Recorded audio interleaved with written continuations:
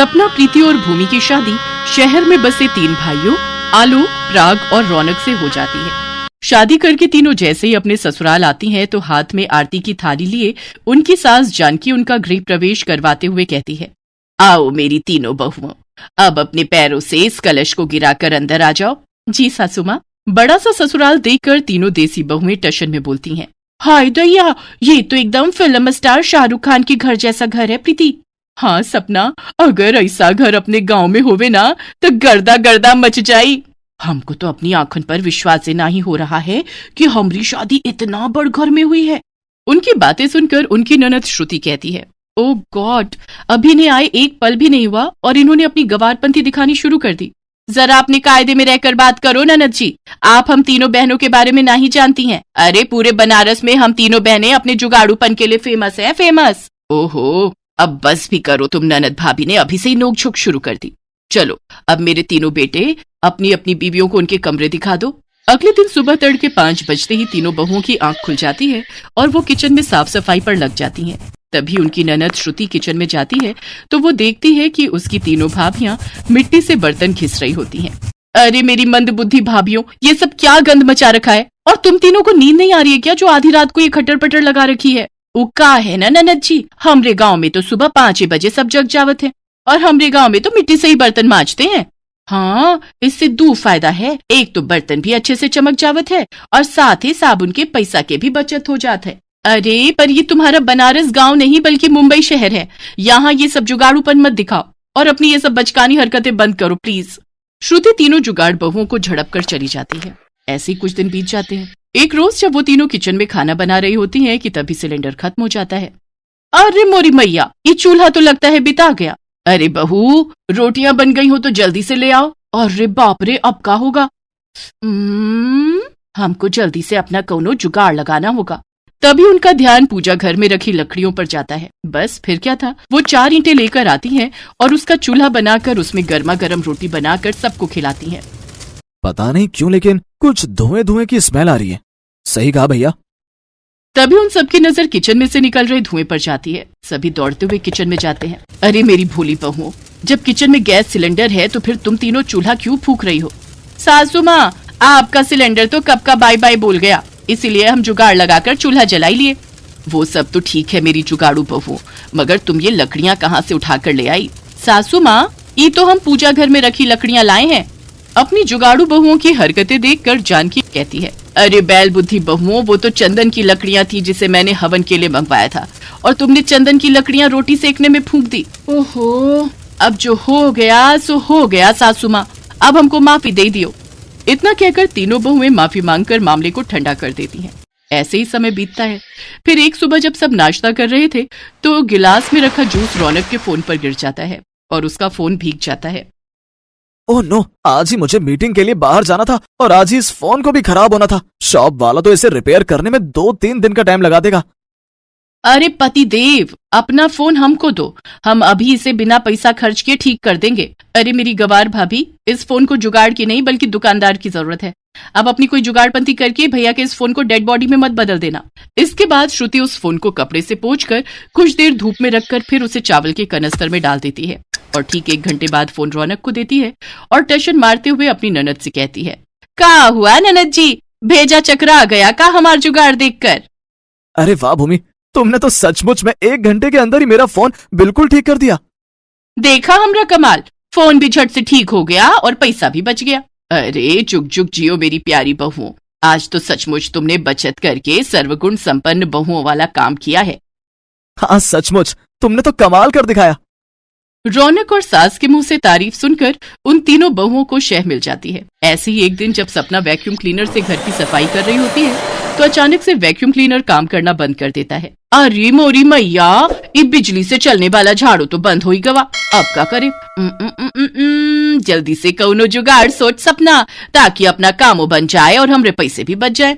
सपना ये सोच ही रही होती है कि तभी उसका ध्यान अपनी सोसाइटी के पार्क में लगे खजूर के पेड़ पर जाता है। अरे वाह, क्या जुगाड़ू आइडिया आया है हमरे दिमाग में। सपना सोसाइटी के पार्क में जाती है और खजूर के घने पत्तों को तोड़ने लगती है कि तभी वहाँ गार्ड आकर गुस्से में बोलने लगता है, अरे ओ बॉडम औरत, इन पेड़ों को क्यों तोड़ने में लगी हुई हो? अरे ओ चौकीदार बाबू, अगर ज्यादा चबड़ चबड़ की ना तो हम देंगे तो को एक उल्टे हाथ का, समझे? और वैसे भी ये पार्क तो हर बाप का है का। गार्ड को 4 बातें सुनाकर सपना खजूर के घने पत्ते तोड़ लाती है और उन्हें लेकर घर आती है और उससे झाड़ू बनाकर तैयार करती है और झाड़ू लगाने लगती है। तभी जानकी गुस्से में तिलमिलाते हुए उस पर बिगड़ते हुए कहती है, क्यों रे सपना बहू, ये मैं क्या सुन रही हूँ? तू सोसाइटी के गार्ड से लड़कर आई है और ये तेरे हाथ में क्या है? सासू माँ, ये झाड़ू है जिसे हमने खजूर की टहनियों से बनाया है।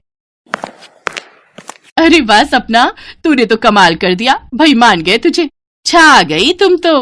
अरे चुप करो तुम तीनों, भला इतनी कंजूसी करके भी क्या फायदा? तुम तीनों की जुगाड़पंथी ना एक दिन सोसाइटी वालों के सामने हमारी धज्जियां उड़ाकर रहेगी। इस तरह तीनों जुगाड़ू बहुओं को घर वालों से खूब खरी खोटी सुननी पड़ती है। ऐसे ही वक्त गुजर जाता है। फिर एक सुबह प्रीति नाश्ता लेकर गुनगुनाते हुए अपनी ननद के कमरे में आती है। लगाई ले तू जब लिपस्टिक, जिला टॉप लागे ले, ओ जिला टॉप लागे रे। अरे ननद जी, ई लो नाश्ता पानी कर लो, दफ्तर खाली पेट ना ही जाना। हाँ, टेबल पर रख दो भाभी, अभी तो मैं अपने बाल सुखा रही हूँ। हेयर ड्रायर से अपने बाल सुखाने के बाद श्रुति नाश्ता करके ऑफिस चली जाती है, लेकिन उसी शाम काफी भयंकर बारिश होती है। अरे प्रीति, तुम मेरा वाला कुर्ता पजामा प्रेस करके रख देना, कल मैं ऑफिस वही पहन कर जाऊंगा। जी हमरे बलमा। इतना कहकर प्रीति अपनी ननद के कमरे में जाती है और उसका हेयर ड्रायर लाकर उससे अपने पति के कपड़े सुखाने लगती है। लेकिन तभी उसे तेज बिजली का करंट लगता है और वो चिल्लाते हुए कहती है, अरे मोरी मैया, मर गई रे मर गई, कौनो हमको तनिक बचाओ तो। सभी भागते हुए अंदर आते हैं और श्रुति जल्दी से बोर्ड का स्विच बंद करती है। अरे ये सब कैसे हुआ? प्रीति उसे सारी बात बताती है और श्रुति उन्हें खूब सुनाती है। भाभी, मैंने तुम्हें पहले भी समझाया था ना, आज अपनी बेवकूफियों की वजह से तुम्हारी जान तक भी जा सकती थी। मैं कहती हूँ अब तो अपनी जुगाड़पंथियों से तुम तीनों बाज आ जाओ, नहीं तो अठन्नी चवन्नी बचाने के चक्कर में एक दिन अपनी जान से हाथ धो बैठोगी। श्रुति बेटी बिल्कुल सही कह रही है, बहू इतनी कंजूसी भी अच्छी नहीं, और जिसका काम वो उसी को साजे, कोई दूजा करे तो बुद्धू बाजे। हमको समझ आ गया सासू माँ, अब हम कोनो भी काम में जुगाड़ नहीं लगाएंगे। ननद और सास की बातों से उन तीनों को अक्ल आ जाती है और वो तीनों अपनी जुगाड़पंथी छोड़कर अपनी ननद और सास से शहरी तौर तरीके सीख लेती हैं और वो तीनों अपने ससुराल के रंग में ढल जाती हैं। सोनिया का शादी समारोह एक पल में दुख में परिवर्तित हो गया जब लड़के वालों ने आखिरी समय में शादी के लिए मना कर दी। मैं आपसे वादा कर रहा हूँ दीनदयाल जी, मैं आपको अगले 15 दिनों तक गाड़ी का इंतजाम कर दूंगा, पर आप यूं शादी मत रोकिए, मेरी बच्ची की जिंदगी बर्बाद हो जाएगी। कैसी बातें कर रहे हैं किशोरीलाल, हैं? एक तो मेरा लड़का बड़ी मुश्किल से तुम्हारी लड़की से शादी करने के लिए माना था, वरना एक बौनी लड़की से कौन शादी करना चाहेगा? ढूंढते रह जाओगे, घुटने रगड़ जाएंगे। फिर भी कोई लड़का एक बौनी लड़की को अपनी पत्नी नहीं बनाना चाहेगा। चल बेटा नरेश, उठ मंडप से, कोई शादी वादी नहीं होगी अब। नहीं नहीं नरेश बेटा, रुक जाओ, मेरी सोनिया बहुत अच्छी है, इसे यूं शादी के मंडप में छोड़ कर ना जाओ। किशोरीलाल दीनदयाल और उसके परिवार के सामने गिड़गिड़ा कर भीख मांगता है, पर वो लालची लोग उसकी एक नहीं। पुलकित, चल यार, इन भिखारियों के घर मुझे शादी नहीं करनी है। नरेश, तू अपने पापा के इशारों पर चलकर एक दुल्हन को मंडप में छोड़कर जा रहा है। मुझे अपने आप पर शर्म आती है कि मैंने तुझे अपना दोस्त माना। तुम तो ऐसे कह रहे हो पुलकित बेटा, जैसे तुम नरेश के दोस्त नहीं बल्कि लड़की वालों के परिवार के हो। तुम क्यों इतनी तरफदारी कर रहे हो? पुलकित, तुझे क्या हो गया यार, हैं? तू मेरा दोस्त होकर इन लोगों से हमदर्दी क्यों दिखा रहा है, हैं? मैं तुझे बस इतना बोल रहा हूँ कि तू बहुत बड़ी गलती कर रहा है। अरे इस बेचारी के पिता की हालत तो देख, अरे गाड़ी के लिए तू एक दुल्हन को मंडप में छोड़ देगा? ऐसा है पुलकित बेटा, बहुत सुन ली तुम्हारी बातें हमने, ठीक है ना? कब से सुने जा रहा हूँ, ठीक है? अगर इतनी ही हमदर्दी है तो तुम क्यों नहीं कर लेते शादी इस बौनी लड़की से? हाँ सही तो कह रहे हैं पापा, तू क्यों नहीं कर लेता इससे शादी? है तुझमें हिम्मत शादी करने की? बोल। कहना आसान होता है भाई, पर हर कोई करके नहीं दिखाता। हाँ मैं कर लूंगा इससे शादी, मैं अपनाऊंगा सोनिया को, समझ गया? पुलकित नरेश का दोस्त था जो दिल्ली से उसके शादी समारोह में आया हुआ था, पर सोनिया और उसके पिता के साथ नरेश और दीनदयाल का दुर्व्यवहार देखकर पुलकित से रहा नहीं गया। वो सोनिया के पिता से कहता है, अगर आपको कोई ऐतराज ना हो तो मैं करूंगा आपकी बेटी से शादी, मैं सोनिया का हाथ थामूंगा। क्या सचमुच तुम मेरी बेटी से शादी करोगे? पर मेरे पास दहेज में देने के लिए इस वक्त गाड़ी नहीं है बेटा, कहीं तुम भी तो। मैं दहेज लेने और देने के सख्त खिलाफ हूँ, मैं सिर्फ सोनिया का हाथ मांगता हूँ, मुझे और कुछ नहीं चाहिए। पुलकित किशोरीलाल और उनकी बेटी सोनिया के लिए मानो भगवान का वरदान बनकर आया था। नरेश और दीनदयाल गुस्से में लौट जाते हैं। पुलकित और सोनिया की शादी हो जाती है। पुलकित सोनिया के साथ वापस दिल्ली पहुंचता है। टैक्सी में बैठी सोनिया पुलकित से कहती है, पुलकित, मुझे घबराहट हो रही है। आपके घर में सब मुझे बहू के रूप में स्वीकार तो कर लेंगे ना? अरे तुम घबराओ नहीं, मैंने तुमसे शादी की है और उम्र भर साथ निभाने का वादा लिया है। मैं तुम्हारे साथ हूँ। पुलकित सोनिया को लेकर घर पहुंचता है। पुलकित के मम्मी पापा सोनिया को देखकर गुस्से में आ जाते हैं। तू शादी करके आ गया? तू तो अपने दोस्त की शादी में गया था, फिर ये बौनी लड़की तुझे वहां कैसे मिल गई? मैं इसे अपनी बहू के रूप में स्वीकार नहीं करूंगी। समाज में मेरी हंसी उड़वानी है? खानदान की नाक कटवा कर रख दी तूने, हर कोई हंसेगा। कहीं उठने बैठने लायक नहीं छोड़ा तूने। तेरी माँ सही कह रही है पुलकित, तूने तो सच में हमारा सिर शर्म से झुका दिया। सुंदर लंबी कदकाठी वाली लड़कियों की कमी थी तेरे लिए, बता। एक से एक लड़कियां लाइन लगाकर खड़ी थी और तुझे ये बौनी लड़की ही मिली थी शादी के लिए। बस बहुत हुआ मम्मी पापा, मैंने जो किया है बिल्कुल सही किया है। आज हम 21वीं सदी में रह रहे हैं, फिर भी हम रंग रूप कदकाठी पर गौर करेंगे, है ना? व्यक्ति के स्वभाव और उसकी कुशलता में सब कुछ शामिल होता है। सोनिया की इसमें क्या गलती है कि अगर उसका कद छोटा है तो? मैं सोनिया के खिलाफ एक भी शब्द नहीं सुनूंगा। मैंने इसे पत्नी रूप में स्वीकार किया है और आप लोग भी इसे अपनी बहू के रूप में स्वीकार कर लें, वरना मैं ये घर छोड़कर चला जाऊंगा। पुलकित गुस्से में अपने कमरे में चला जाता है। उसकी माँ ममता सोनिया पर बरसने लगती है। कलेजे में ठंडक पड़ गई होगी तेरे, हमारे बेटे को हमसे अलग करके ही मानेगी तू। पता नहीं मेरे बेटे पर कौन सा काला जादू कर दिया तुम बाप बेटी ने कि हमारा बेटा ही हमसे छिन गया है। नहीं माँ जी, मैं सब बिल्कुल नहीं चाहती। मैं तो बस आप सबके दिल में जगह बनाना चाहती हूँ। हमारे जीते जी ये कभी नहीं होगा।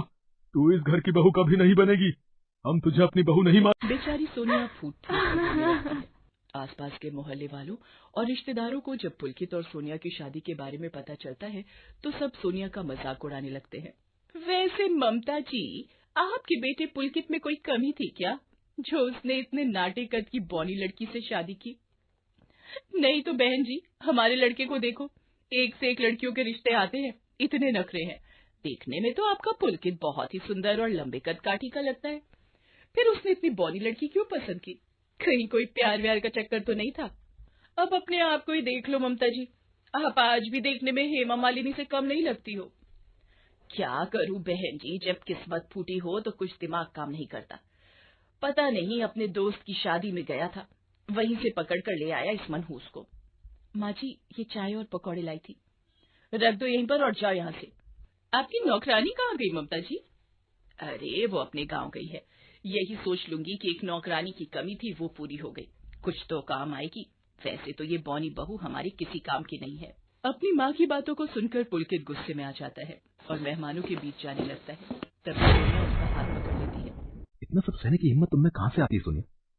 तुम जब से इस घर में आई हो तुम्हें एक पल भी खुशी का नसीब नहीं हुआ। अरे मैं यहाँ पर बहुत खुश हूँ, आप मेरे साथ हो तो मुझे और कुछ नहीं चाहिए। मम्मी सुनो, पापा और मैं जा रहे हैं, ये कैश रख लो, 20 लाख रुपए हैं, ऑफिस के पैसे हैं, कल सुबह मुझे बैंक में जमा करवाने। अलमारी में रख देती हूँ। हाँ भैया, आ रही हूँ। सारे पेड़ों में खाद डाल दी है ना? हाँ हाँ माताजी, अच्छा मैं चलता हूँ। माली को भेजकर ममता दरवाजा बंद करके अंदर आ जाती है। सोनिया उस वक्त अपने कमरे में थी।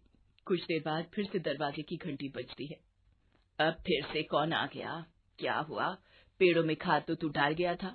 माताजी, लगता है मैं अपनी खुरपी यहीं छोड़ गया था। जा देख ले कहाँ रखी है। अरे ये दरवाजा क्यों बंद कर रहा है? छोड़ छोड़, मुझे छोड़।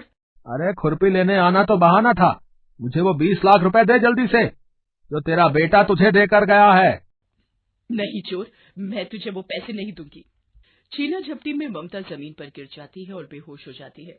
ये देखकर सोनिया घबरा जाती है। अगर वो चिल्लाती तो माली उसे भी पकड़ लेता। सोनिया खुद को और ममता को बचाना चाहती थी। क्या करूं? माँ जी की अलमारी खुली है, माली कमरे में ही आएगा, जल्दी से कैश निकाल लेती हूँ। सोनिया छोटे कद की थी, इसलिए आसानी से रुपए उठाकर सर्विस विंडो से रसोई में जाकर एक खाली ड्रम में छुप जाती है। इतनी देर में दरवाजे की घंटी बजती। इस अलमारी में तो कुछ भी नहीं मिल रहा, लगता है कोई आ गया। वापस भागना ही ठीक रहेगा, वरना पकड़ा जाऊंगा। माली वहां से भाग जाता है। ममता घंटी की आवाज सुनकर होश में आती है और बड़ी मुश्किल से दरवाजा खोलती है। पुलकित और उसके पिता ये सब देखकर घबरा जाते हैं। क्या हुआ मम्मी? वो चोर माली घुसाया था। वो तो अच्छा हुआ हमारा काम जल्दी खत्म हो गया, तो हम वापस लौट आए। क्या हुआ पुलकित? लगता है भाग गया पापा। वो चोर माली मिल जाए बस एक बार, छोड़ूंगा नहीं। मम्मी, पर सोनिया कहाँ है? सोनिया, सोनिया, सोनिया, तुम इस ड्रम में? वो मुझे उस वक्त जो ठीक लगा, ये आपकी अमानत, आपके 20 लाख रुपए। सोनिया सारी बात बताती है, जिसे सुनकर पुलकित के माता पिता खुद पर बहुत शर्मिंदा होते हैं कि उन्होंने सोनिया जैसी समझदार बहू को कितना भला बुरा कहा, पर आज उसी की वजह से चोरी होने से बच गई। सोनिया के सास ससुर सोनिया से माफी मांगते हैं। माँ जी, बाबूजी, आप दोनों ने मुझे बहू स्वीकार कर लिया। मुझे आप दोनों के प्यार के सिवा कुछ नहीं चाहिए। मुझे तुम पर गर्व है कि तुम मेरी। मज़ीद इस तरह की स्टोरीज देखने के लिए हमारे चैनल को लाइक, कमेंट, सब्सक्राइब लाज़िम करें।